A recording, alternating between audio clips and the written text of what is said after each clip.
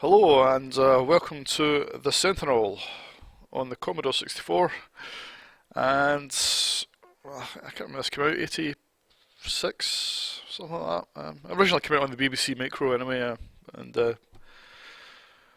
written by Jeff Crammond, and they also wrote the C64 version. And well, let's get started. So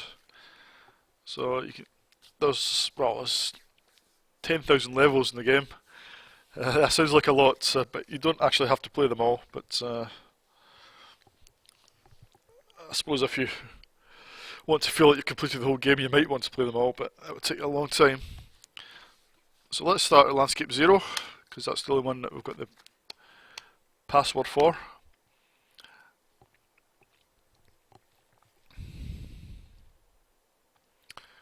Right, as you can see, it looks like a bit of a blocky mess, but what happens is the game takes place on a series of landscapes that are represented by in 3D, and you start randomly. Well, not randomly. You start a fixed starting point. But the aim of the game is to it's difficult to explain, but you've got to gain enough altitude to absorb the Sentinel. You can see him in the middle of the screen, just left of the middle. He's that little white figure there. You've got to absorb the Sentinel and then take his place on his little plinth, and then hyperspace to the next level. Now that probably doesn't make any sense if you've never played the game, but hopefully it'll become apparent.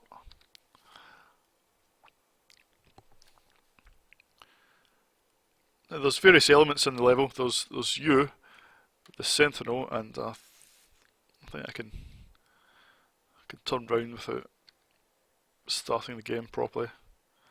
There's you, the Sentinel. There's all these trees. These are trees. And you can create boulders to help you gain altitude. And you can create robots.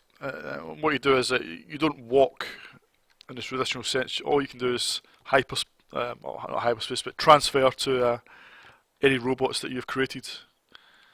And at the top left of the screen, you can see there's 3 robot icons and the tree icon. Now this represents how much energy you have.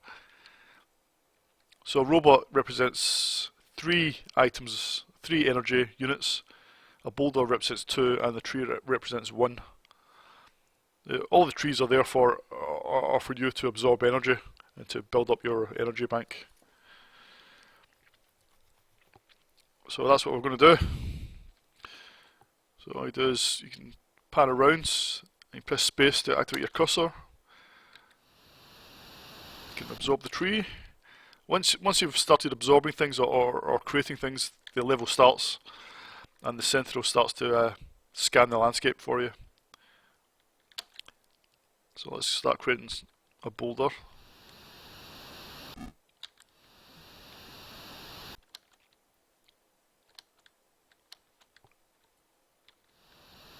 If we put a robot on top of it, we can then transfer to the robot.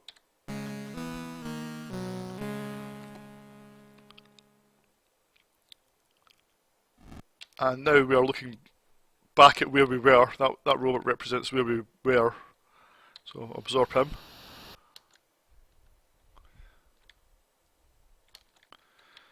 Just keep absorbing trees to keep your energy topped up. Now what happens is that the Sentinel, he rotates on his little plinth, and he scans the landscape for any square that has more than 1 unit of energy. That's to say, any square that has more than a tree in it. And once he finds any squares that have more than 1 unit, he will start to drain all the energy from that square. So if you're standing in that square, i.e. if he has spotted you, like he has now, you have to get out there pretty quick or he'll drain all your energy and the level will end. So I'm just going to transfer.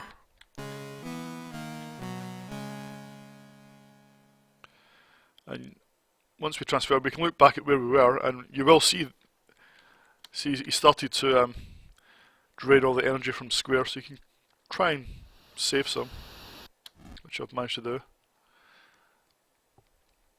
Now, okay, it looks a little slow, but it was back at the time. It was fast enough to be actually quite impressive looking.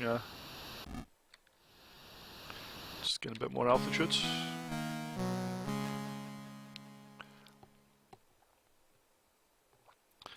Now, there's also the facility to, if you don't have time, if the Sentinel spotted you and you don't have time to set up a robot and transfer, you can use the hyperspace.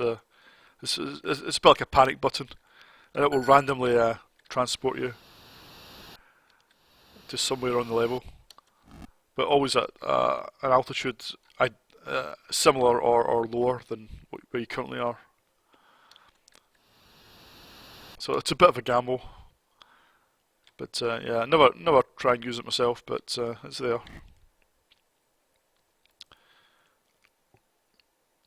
I think the graphics are pretty. This is Sentinel. You can see him. You'll see him if you watch him. You see him turning round. So you can see him turning. He's turning anti-clockwise. The game is not played with the joysticks, played on keys, and you got to, because there's just too many functions for a one-button joystick.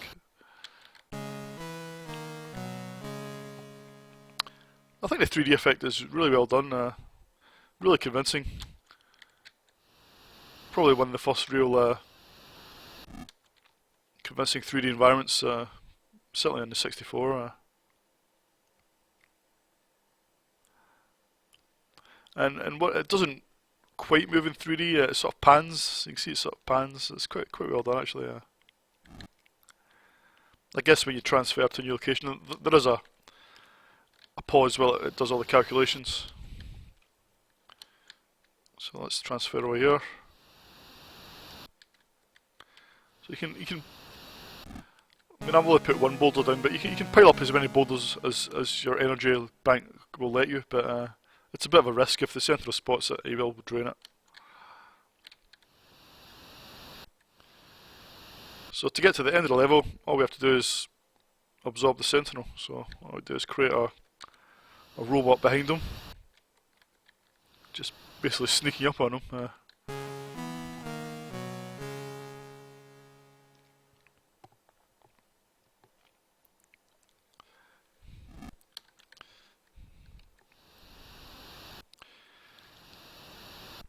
I mean, I still think this plays fast enough to hold my interest anyway, but I mean, it might be too slow for a lot of people these days. But in which case, I recommend playing the Amiga version, which looks almost identical, but is a lot faster, and you can use the mouse. So that might be the version to play, to be honest. But graphically, it's not. I mean, it's pretty much identical to this version.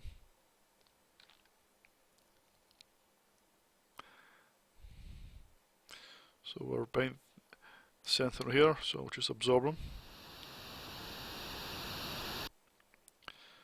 So once you've absorbed the Sentinel, you can't absorb any more energy in the level.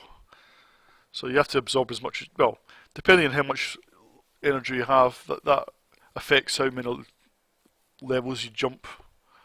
I think you can jump up to, I can't remember how many levels it is. Is it 4 levels? Maybe more.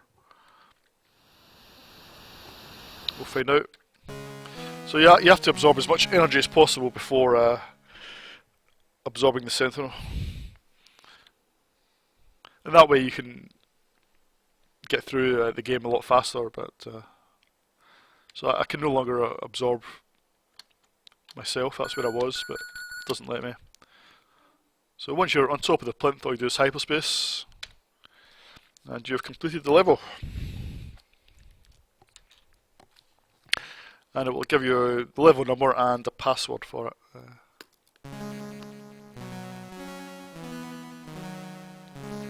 Oh, jump to level 14.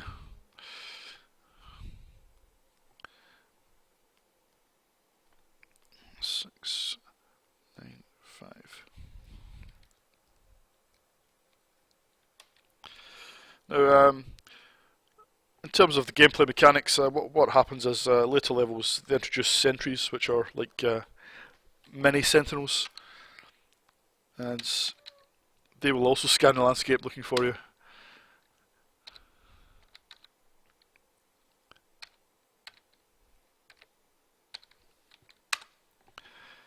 You have to, well, you don't have to absorb them first, but you're better absorbing them quickly to get their energy and to reduce the threat.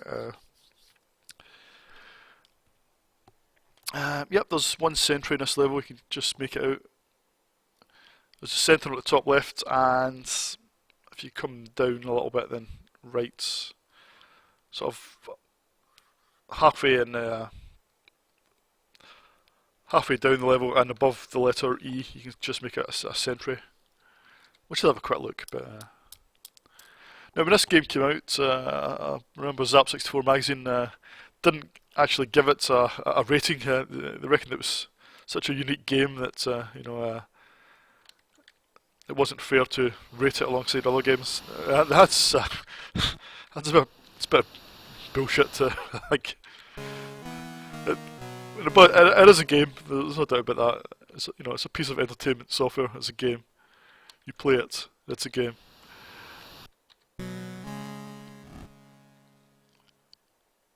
In terms of what I'm going to rate it, well, I'm going to give it 10 out of 10. So I still think it's quite a captivating and unique game. And I'll be honest, I have in fact completed on the Amiga anyway. I've completed. Well, I've not. Well, I've managed to reach the last levels.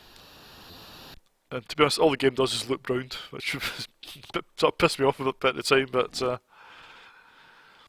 I have in fact reached level 9999, which, as far as I'm concerned, once I've completed that, I have completed the game.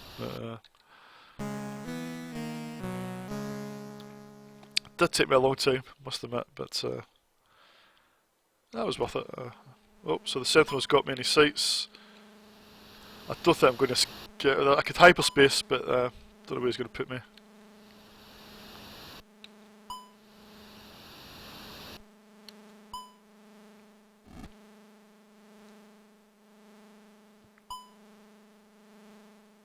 You can press U to do U-turn as well. I forgot about that. Unless you turn around quickly. Well, I think I'm a goner.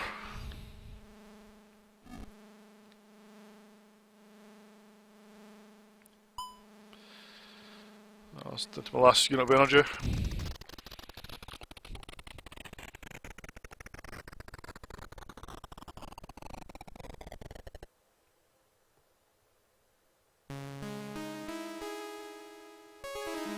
Oh, it was a sentry that got me.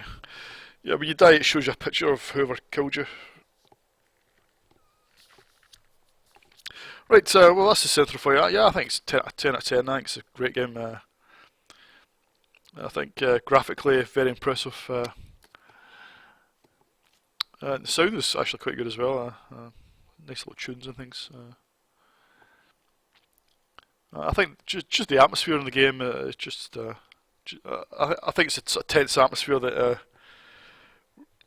really makes you want to come back for more. But yeah, it's not the easiest game to get into. To be fair, you've got to really read the instructions and have a play yourself. But yeah, I've always liked this game. Still like it. Still play it. And well, I completed the Amiga version. I might have a go at the 64 version, or even Spectrum version. I might have a go in that.